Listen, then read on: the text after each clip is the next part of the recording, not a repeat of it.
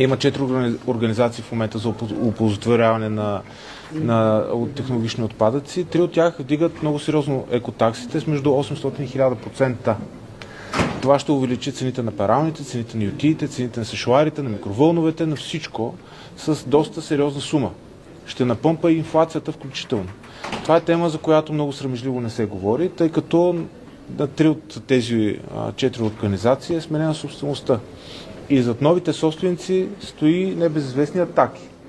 И тъй като стои Таки, никой не смее по никакъв начин да повдигне темата, нито от бизнеса, нито от министерството. И тъй като никой не смее да повдигне...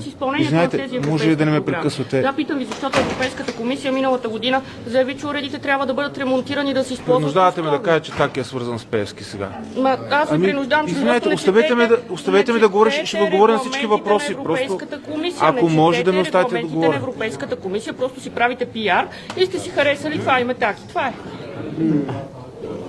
Нещо с БГ Елфите ще кажете ли сега? Запознахте ли? Да, ще ви кажа, свалих им страницата вчера. И интересен въпрос е кой е свалил. Страницата от няколко часа на БГ Елфите е свалена, тъкмо ще да излезе много интересно разследване, доколкото беше анонсирано.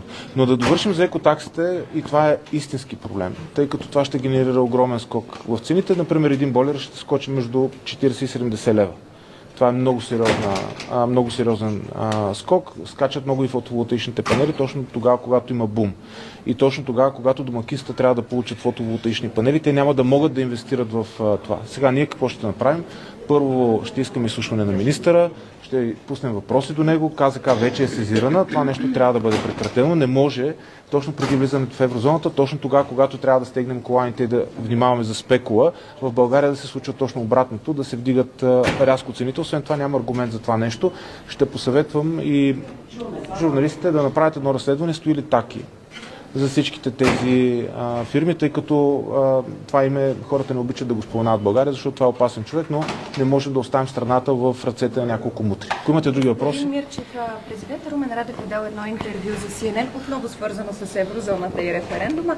Там говори за ниската легитимност на институциите. Отново защитава това да има референдум за датата на приемане на България в еврозоната. Едно такова говорене вече навън може ли да повлияе върху крайния резултат? Не може да повлияе. Конституционният съд беше категоричен. Лошото е, че президента Радев използва настроенията и страховете на хората за стартирането на собствения си политически проект. Не мислим, че това е правилно.